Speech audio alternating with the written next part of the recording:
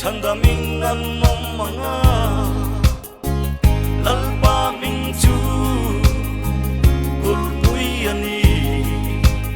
o mi felte an kanuta an himchi ego ve ram sawa ya cholol na akheng so Namdang pathian an on sota an mani pathian an phat santa lalpa min chu gulpuy ani o mi felte an kanuta an himchi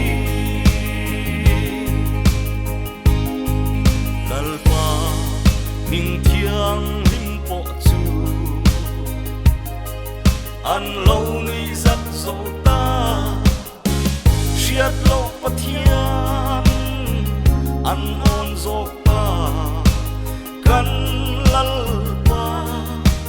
ngã ôi thấy lâu lal pa minh chu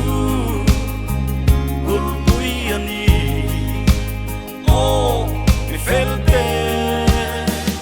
an kanuta an himchi